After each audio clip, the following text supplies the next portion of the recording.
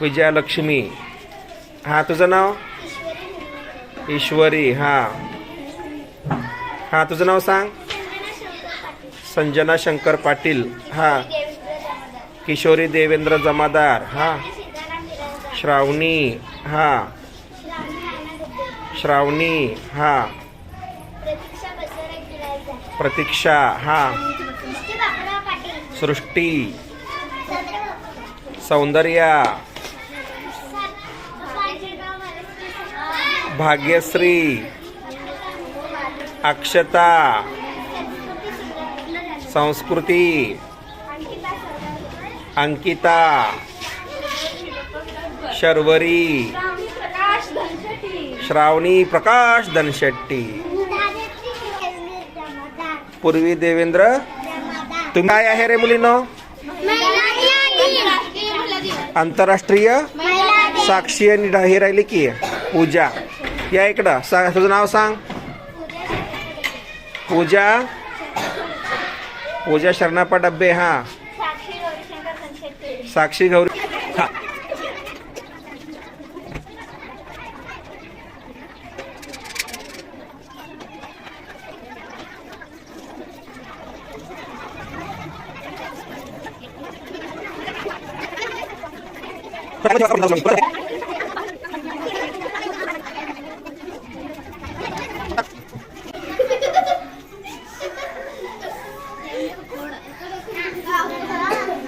Just ಸ್ಟೈಲ್ದಾಗ ಮಾಡಿ Kishori ಹಿಂಗ್ಯಾಕ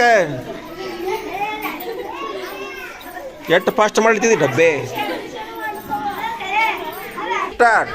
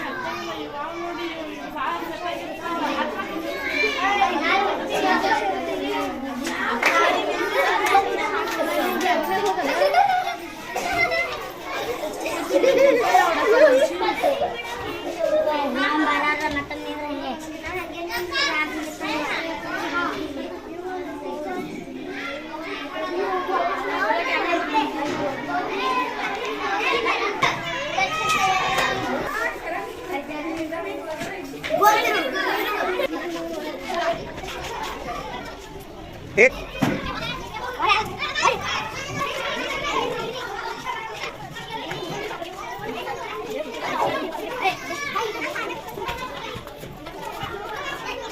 good Knight.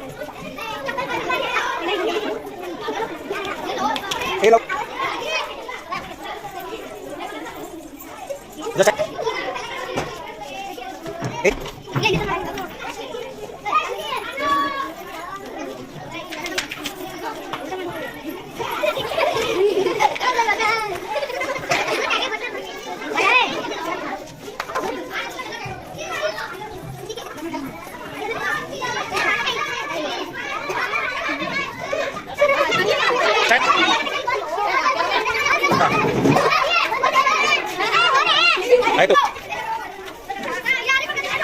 सर्वप्रथम आपण या ठिकाणी सावित्रीबाई फुले यांच्या प्रतिमेचं पूजन करूया.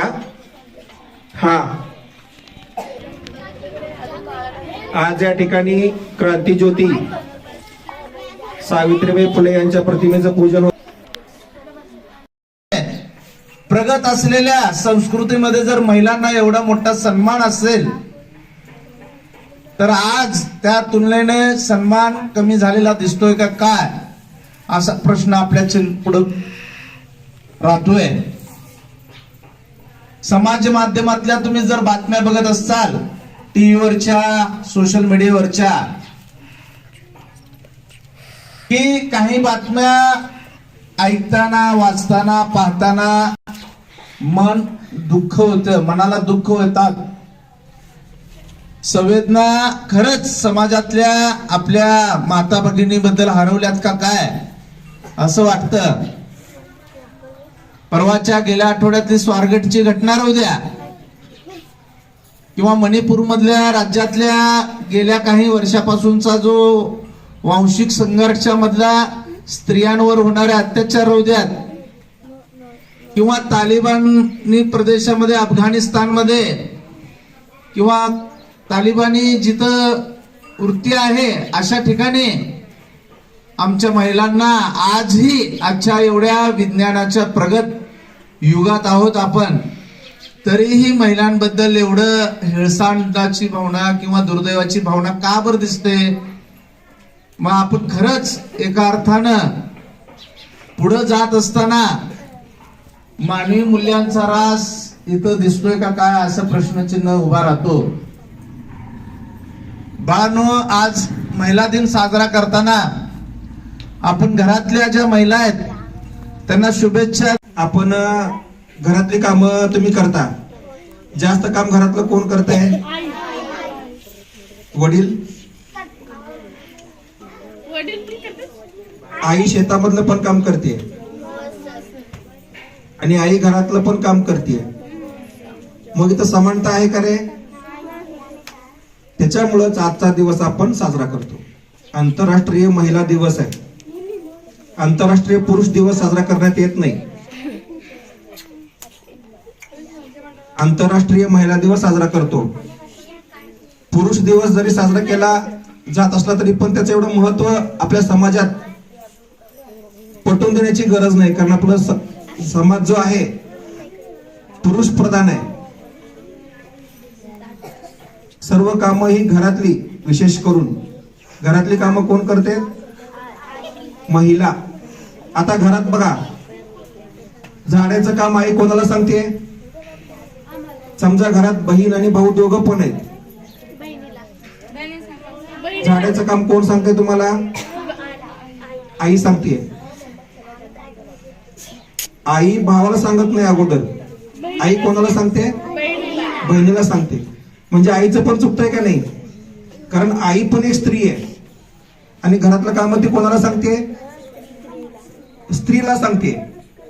म्हणजे पुरुषांना पण ती कामं लावली पाहिजेत, हे मुळात स्त्रियांच्या पण डोक्यात येत नाही. तुमची आई तुम्हाला घरातली सगळी कामं सांगते, परंतु भावाला कामं सांगते का ती? नाही. आपल्याला इथून बदल करायचा आहे. म्हणजे आईला पण असं वाटलं पाहिजे की मी माझ्या मुलीलाच काम का सांगू, मुलाला काम का सांगू नये. आता घरातलं झाडणं कोण करताय? मुली. भांडी धुणं मुली करतात, कपडे धुणं मुली, स्वयंपाक मुलं काय करतात? मुलं नुसतं खात बसतात. इथून आपल्याला बदल करायचा आहे. आपल्याला इथून बदल करायचा आहे. आलं का लक्षात? आंतरराष्ट्रीय महिला दिवस आपण साजरा करतोय. तुम्ही लक्षात घ्या, तुम्ही अजून लहान आहेत. प्रत्येक काम प्रत्येकाला करता आलं पाहिजे. आणि मुली पण, तुम्ही मुली, तुम्हाला मुलांचे पण काम करता आले पाहिजे. तुम्हाला गाडी पण चालवता आली पाहिजे, तुम्हाला ट्रॅक्टर पण चालवता आली पाहिजे, तुम्हाला विमान पण चालवता आलं पाहिजे, तुम्हाला रेल्वे पण चालवता आली पाहिजे. जे मुलं करतात, जे मुलं करतात ते तुम्हालाही करता आलं पाहिजे. स्वतःवरती विश्वास ठेवायचा. मुली कोणत्याही गोष्टीत मुलांच्या माग नाही आहेत. आलं का लक्षात? लक्ष आहे का सगळ्यांचं? हा, तर एवढं छोटं सुधारणा तुम्हाला द्यायचं होतं. घरातली कामं इथनं पुढं मुलांना पण सांगायचं आणि मुलांनी तुम्ही पण घरातली कामं करायची. तसे आपल्या गावातले मुलं चांगले आहेत, कारण मध्यंतरी आपण उपक्रम घेतला होता माझी घर, त्याच्यामध्ये भरपूर मुलांनी सहभाग घेतलाय. भरपूर मुलांनी घरातली कामं केलेत, व्हिडिओ पाठवलेत. हा, आता ते कंटिन्यू करा. हो सर, मी फक्त करतो. व्हिडिओ पुरता कोणी करू नका. हो सर. घरातली सगळी कामं करा. ते अथर्व कळमंडे, आविष्कार कळमंडे किती छान त्यावेळेस त्यांनी घरातली कामं करत होते. आता करतात का घरातली कामं ते? कुठे आहेत ते दोघं? घरातली कामं करता का आता? करता घरातली कामं A to Z? हा, बसा. अनिकेत ममाने आता करतो का घरातलं काम? आलं का लक्षात? त्या उपक्रमाचा उद्दिष्ट हाच होता की मुलाला पण घरातली सगळी कामं करता आली पाहिजे. हे समजा तुमची आई कुठं गावाला गेली आहे, घरात तुम्ही आहेत, बहीण आणि भाऊ आहेत, स्वयंपाक कोण करणार मग? नाही, इथं बदला तुमची मानसिकता. दोघं म्हणून स्वयंपाक करायचा, बहीण आणि भाऊ दोघं म्हणून स्वयंपाक करायचा. कळलं? दोघं म्हणून घरातली कामं करायची. घरातली पण कामं मुलांनी करायची, भांडी पण घासायची, धुनी पण धुवायचं, धान्य पण निवडायचं, पाकडायचं, सगळं तुम्हाला पण ते आलं पाहिजे. आलं? उपस्थित सर्व माझ्या प्रिय विद्यार्थिनींना मी आज महिला दिनाच्या खूप खूप शुभेच्छा देतो. 3 म्हणजे आपला नाही, तिथं धगधगता अंगार आहे. सर्वांना जे छोटेसे भाषण संपवते. जय हिंद. सर्वांना नमस्कार. आज 8 मार्च, सर्वांना महिला दिनाच्या खूप खूप शुभेच्छा. आपली जन्मदात्री आई, आपली आई ही आपली जन्मदात्री, आपली आई आपली पहिली गुरु आणि पहिली मैत्रीण असते. तिच्यासाठी एक कविता सादर करण्यास मला खूप आवडेल. जन्म दिला आईने मला, जन्म दिला आईने मला, उपकार हा मोठाच झाला, उपकार हा मोठाच झाला. ठेच लागो जरी पायाला, ठेच लागे जरी पायाला, अश्रू येईल तिच्या डोळ्याला, अश्रू येईल तिच्या डोळ्याला. जन्म दिला आईने मला, जन्म दिला आईने मला, उपकार हा मोठाच झाला, उपकार हा मोठाच झाला. ठेच लागो जरी पायाला, ठेच लागो जरी पायाला, अश्रू येईल तिच्या डोळ्याला, अश्रू येईल तिच्या डोळ्याला. उन्हातानात राबली आई, उन्हातानात राबली आई, शिक्षण आम्हाला देई, शिक्षण आम्हाला देई. उपकार हा मोठाच झाला, उपकार हा मोठाच झाला. धन्यवाद. मला एक पात्री नाटक सादर करून दाखवणार आहे. उमलू दे तिलाही. सर्व उपस्थित मान्यवर यांना माझा नमस्कार. माझे नाव प्रगती बिमना बिराजदार आहे. नाही नाही नाही, अजिबात नाही. अहो मॅडम, बघा की हो, जमतंय का नाही थोडस? अहो तुम्हाला कितीदा सांगू, मी हे खरंच जमत नाही. अहो बाई, तुम्हाला काय सांगावं, आमच्या घरी बघता पोरीची रांग आहे हो. कशी रांग म्हणताय म्हणाला? रांग म्हणजे मोठ्या पोरीला 3 पोरी आहेत आणि छोट्याला ही आता ही पोटाशी आहे ना, तिलाही एक पोरगी हाय. ओ मॅडम बाई, ओ डॉक्टरीन बाई, एकच सांगा ना, काय करू मी तुमचं? अहो इथं कायदे लावलेले आहेत, मुलगा की मुलगा, मुलगा की मुलगी, आम्हाला सांगता येत नाही. तुम्ही का मागे लागलात माझ्या? मॅडम बाई, असे म्हणू नका बरं का. मी तुमच्या त्या नांदीची, तिचं तुमच्या तिकडची ती चुलत हाय म्हण की हाय ना. तिला सांगितलं की तुम्ही असं सांगता म्हण की. सांगा की, पाया पडते हो मी तुमच्या पाया पडते. आमच्या घरी लई मोठी रांग लागलाय. आता नको हो बाई, आता नको. थोडस आपलं होऊन जाऊ द्या की. काय करावं या बाईचं? तर काय म्हणता तुम्ही? मी तुम्हाला जे सांगते मान्य. बाई तुमच्या आणि माझ्यातच राहील. मग ठीक आहे. रिपोर्ट बघून तुमच्याकडे जिलेबी खायलाच यावं लागणार आहे बर का. अरे देवा, पुन्हा एकदा जिलेबीच का? अगं सुनबाई, उद्या यायचं आणि हे खाली करून जायचं. सासूबाई, हे काय बोलायला तुम्ही? खाली करून टाकायचं म्हणजे? अहो ते बाळ आहे, माझं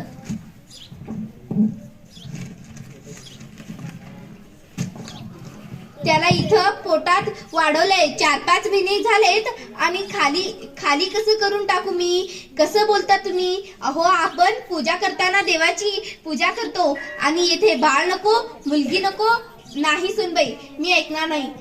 असं आहे. चल मग आता घरी चलायचं आणि सगळं बॅगा बांधायचं, सरळ गावाकडे जायचं. थेट गावाकडे म्हणजे कसं? मी माझ्या पोराचं दुसरी लग्न लावून देणार. बस झालंय माझ्या पोरासोबत. चल घरी. सासूबाई खरंच आता नका करू. मुलगी ज्या घरचा अंगण आपल्या अंगणातील तुळस अशी उपटून टाकायची नाही सासूबाई. नाही ना, तुला एकच करावं लागलं सुनबाई. तुला तर घर सोडावं लागतं, नाहीतर उद्या येथे येऊन खाली करावं लागलं. चल गुमान घरी. काय करू मी? खरंच कळत नाही हो. पोटातलं माझं बाळ मी काढून टाकायचं फक्त मुलगी म्हणून नाही. काय करू मी? आई, कुठून आवाज येतोय? कुठून? आई इकडे बघ ना. कोण तू? तू मला ओळखलं नाहीस? मी तर तुझी छकुली, मी तर तुझी सानुली. ओळखलं तू मला? आता ना मी तुला कट्टी आहे. असं का बोलतेस बाळा? असं का बोलतेस? मग काय तू ना आज सकाळी आजी सोबत गेली होती ना? त्या मोठ्या सकेवाली बाई होत्या, त्या म्हणाल्या की ही नको, हिला काढायचं तर उद्याला काढायचं. म्हणजे आई, काढायचं म्हणजे मला मारून टाकायचं. आई तुम्ही मला मारून टाकणार? अरे बाळा छकुली, तसं नाही ग. मी तर कशासाठी गेले होते माहित आहे का? तू कशी आहेस? माझी तब्येत कशी आहे? खोट, साफ खोट. आई तू माझ्याशी खोटं बोलतेस ना? आई मला सांग, तुझ्या पोटात येऊन 4-5 महिने झाले ना ग? 4-5 महिन्यात तू मला कंटाळून गेलीस? एवढी मी वाईट आहे का ग आई? एवढी मी वाईट आहे? खरंच मी एवढं वाईट आहे? नाही ना आई. मला सांग, मुलगी जन्माला आली म्हणजे फार ओझं होते का ग? फार ओझे होते का ग? फार पैसे लागतात का? आपल्या आजी म्हणत होत्या की मुलगी म्हणजे खायचं इथं आणि परग्याला द्यायचं. म्हणजे काय असते ग आई? काय असते? खरंच मी एवढी वाईट आहे का? एवढी वाईट आहे आई? मला 4-5 महिन्यात तू कंटाळीस? मला वर किती छान वाटू लागला होता आई, की तू मला किती उबदार घेऊन बसत होती. काही दिवसांनी मी बाहेर येणार होती आणि हे सुंदर जग युल्याच्या डोळ्यांनी पाहणार. मी पाहणार की माझी आई किती गोड दिसते, किती गोड हसते, माझे बाबा किती लाड करणार. हे सगळं मी पाहणार होते आई. पण असे का होते आई? असे का म्हणतात की जन्माला आलेली लेक सगळं जग म्हणते कचरा, की जन्माला आलेली लेक सगळं जग म्हणते कचरा. पण माझी माय म्हणते असू द्या मला आसरा. पण माझी माय म्हणते असू द्या मला आसरा. खरंच आई, मी तुझ्या निवाचा आसरा होणार होते. पण हे मध्येच काय? तू मला उद्या मारून टाकणार आहेस आई? नको ना ग आई. मी खरंच तुम्हाला अजिबात त्रास देणार नाही. मोठी दीदी आहे ना, तिथंच मी दप्तर घेईन, तिचेच कपडे घालीन, पैजण तिचेच वापरेन, तिथंच सगळं वापरेन. पण मी तुम्हाला अजिबात त्रास देणार नाही आई, अजिबात त्रास देणार नाही. मी जन्मल्या दुधासाठीही रडणार नाही. तुला रात्री जागवणार नाही. तुला कळणारही नाही की माझी सानुली कशी मोठी झाली आणि कशी तुला हातभार लावायला शिकली. खरंच गाई, मी तुम्हाला आसरा देणार. तुमच्या वंशाचा दिवा जरी झाले नाही तर मी वंशाची पंथी होऊन असे तुझे हे संस्कार शिकले दुसऱ्या घरी नेऊन तिथे देणार. खरंच आई, मला मारून टाकू नकोस आई, मला मारून टाकू नकोस. तर माझ्या ह्या कोमल रक्तानं हात फडफडतील. आपली ही आपली ही नाळ एकमेकाशी 5-7 महिन्यात जोडली होती. ती तुटून जाईल आई, ती तुटून जाईल आणि मला खूप रडू येईल. मग मी खूप रडेन. तू असं नको करू ना आई. खरंच सांग आई, तू जर माझ्यासारखी कठीण उमलू शालेली असेल तर ती बाहेर कशी येईल? ती बाहेर कशी येणार? ती निसर्गता कशी दिसणार? खरंच आई, तुला एकच सांगते आई, मी खूप हुशार होईल, खूप शिक्षण घेईल आणि तेच पैसे मी जमा करेन. तू आणि हुंडा मी द्यायची वेळ येऊ देणार नाही, कारण मी खूप शिकणार आहे. कुणाला हुंडा मागण्याची गरज पडणार नाही. शिक्षण पण मी नोकरी करत करेन. बाबांना सांग आई. नाही, मी त्याच्या डोक्यातली भार होणार नाही. आई, तुम्हाला असं तर वाटत नाही हिचं रक्षण कोण करणार? अगं, तुझ्यासारखी बाबा असताना मला संरक्षणाचे धडे घेण्याची काय गरज आहे? मला ते अनाथच येतात. पण तू असं समजू नकोस की हिचे रक्षण कोण शकणार नाही. असं मी पाहू, असं नको समजू ना आई. दोघी मधल्या जी नाळ आहे ती अशी तोडू नको गाई, ती अशी तोडू नकोस. खरंच मला जन्म घेऊ दे आई. तुझ्या या उबदार कुशीमधून जे जग दिसतंय मला आता बाहेर येऊन पाहायचंय आई. ते मला बाहेर येऊन पाहायचंय. इवल्या पावल्यानी तुझ्या अंगणात नाचायचंय आणि ह्याच हातांनी तुझ्या गालाला आजाद गोजारायचं आहे. आई, मला जन्म घेऊ दे आई. तू माझी नाळ तोडू नकोस आई. आई, खरंच मला जन्म घेऊ दे. सोनाली, थांब ना, गेली. खरंच चुकलं कामाचं. ह्या विचार तरी मी कसा केला? माझ्या मनात माझ्या पोटाचं बाळ मी इथं मारून टाकणार नाही. सासूबाई, माझं ठरलेलं आहे. मला घरच्या बाहेर काढा, नाही तर ह्याचं दुसरं लग्न करून द्या. मी माझ्या मुलीला जन्म देणारच.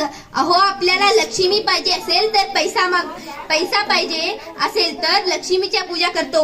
विद्या पाहिजे असेल तर सरस्वतीची पूजा करतो. संकट आलेली असेल तर दुर्गेच्या चरणी जातो. आणि मग म्हणताय स्त्रियाचा का ना करायचं? हे पाप मी माता आटून घेणार नाही. कारण मुलगी असे बरी दिवा लावते दोन्ही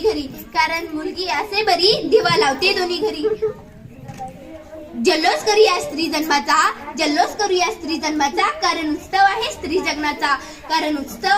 जन्माचा. जल्लोष करूया स्त्री जन्माचा, कारण उत्सव आहे स्त्री जन्माचा. धन्यवाद. वासराले चालते जेव्हा गाय, तेव्हा मले तिच्या मधी दिसती माझी माय. आया बाया सांगत होतो जेव्हा तन्हा, दुष्काळात मायाचा माझा आटला होता पान्हा. पिठामंदी पाणी टाकून मले पाजत जाय, तवा मले पिठामंदी दिसती माझी माय. हंबरून वासराले काट्या कुट्या बेचायला माय जाईल राणी. पायात नसे वाहन तिच्या फिरे अनवानी. काट्या कुट्यालाही तिचं मानत नसे पाय, तवा मले काट्यामध्ये दिसती माझी माय. हंबरून वासराले बाप माझा रोज लावी माझेच माग टुमणं. बस झालं शिक्षण, आता घेऊ दे हाती ऋण. शिकून शान कोट मोठा मास्तर होणार हाय, तवा मले मास्तर मध्ये दिसती माझी माय.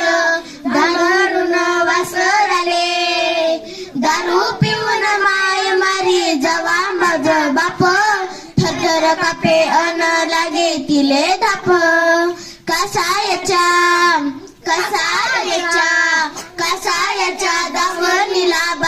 जशी गाय तवा मले गाई मंदी दिसती माझी माय दिसती माझी माय हंबरून वासर आले बोलता बोलता एकदा तिच्या डोळ्यात आलं पाणी सांग मले राजा तुझी केव्हा दिसलं राणी भरलं डोळ्या भरलं डोळ्या केव्हा पाहिन दुधावरची साय मले सायामध्ये दिसती माझी माय दिसती माझी माय हंबरून वासर आले म्हणून म्हणतो आनंदानं भरावी तुझी ओटी पुन्हा एकदा जन्म घ्यावा माय तुझ्या पोटी तुझ्या चरणी ठेवून माया धरावे तुझे पाय तवा मले डोळ्यामध्ये दिसती माझी माय हंबरून वासर आले चालते जेव्हा गाय तवा मले तिच्या मंदी दिसती माझी माय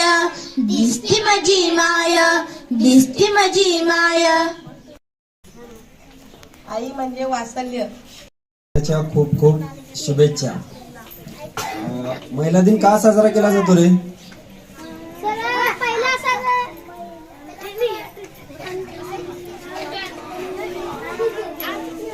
आपण महिला दिन साजरा करतोय, पण का साजरा केला जातो कोणाला सांगता येईना.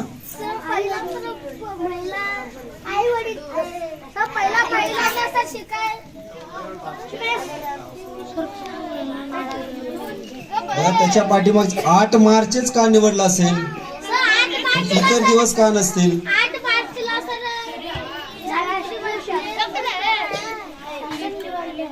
फक्त श्रद्धानं तिच्या भाषणामध्ये सांगितलं, पण तिला सुद्धा आता सांगता येणं झालं नेमकं कशामुळे 8 मार्चलाच जागतिक महिला दिन साजरा केला जातो. त्याच्या पाठीमागची पार्श्वभूमी अशी आहे की अमेरिकेतल्या न्यूयॉर्क या शहरामध्ये 1908 साली कापडाच्या कारखान्यामध्ये खूप मोठा संप झाला होता. समान वेतन, कामाचे तास कमी करावे याच्यासाठी खूप मोठा असा संप होता. जवळजवळ तो वर्षभर चालल्यासारखं चालला होता. मग त्याची आठवण राहावी आणि 8 मार्च दिवशी या संपाला सुरुवात झाली होती. त्याची आठवण राहावी म्हणून पुन्हा पुढच्या वर्षी 1909 साली पुन्हा एकदा सभा घेण्यात आली आणि 1910 साली रशियाचे राष्ट्राध्यक्ष लेनिन यांनी काय केलं, तो दिवस स्मरणात राहावा म्हणून महिला सशक्तीकरणासाठी 8 मार्च हा दिवस जागतिक पटलावरती निवडण्यात आलं आणि तेव्हापासून जागतिक महिला दिन हा 8 मार्चला साजरा केला जातो. सगळ्यांना खूप खूप भूक लागलेली आहे, त्यामुळे सगळ्यांची बडबड जास्तीत जास्त लागली. हा फक्त शेवटचा एक मुद्दा सांगणार आहे मी थांबतो. बघा, स्त्री जन्माचं स्वागत आपण सांगतो. आता बरेच जण म्हणतात की प्रगतीनं तिच्या त्या भाषणामधून तिच्या त्या एकांकिकेमधून सांगितलं की स्त्री जन्माचं स्वागत करायला पाहिजे, स्त्री भ्रूण हत्या थांबायला पाहिजे. पण 450 वर्षापूर्वी या महाराष्ट्राच्या मातीमध्ये असे एक महान विभूती होऊन गेले की ज्यांनी आपल्या मुलीच्या जन्म झाल्यानंतर हत्तीवरनं साखर वाटली होती. आपल्या मुलीच्या जन्मानंतर हत्तीवरनं साखर वाटली होती आणि ही घटना जास्तीत जास्त करून मुलांच्या बाबतीत घडायची. पण ज्याच्या जन्मावर साखर वाटली होती त्या आहेत आपल्या राजमाता जिजाऊ आणि त्यांच्या वडिलांनी म्हणजे लखुजी जाधवांनी जिजाऊंच्या जन्मानंतर हत्तीवरनं साखर वाटलेली होती. मग अशा पद्धतीचं आज स्त्री जन्माचा स्वागत हे आपल्या समोर खूप चांगलं उदाहरण आहे. म्हणजे महाराष्ट्रामध्ये आपल्या देशामध्ये पूर्वीपासून स्त्रीची पूजा केली जाते. एवढे बोलून मी थांबतो. धन्यवाद.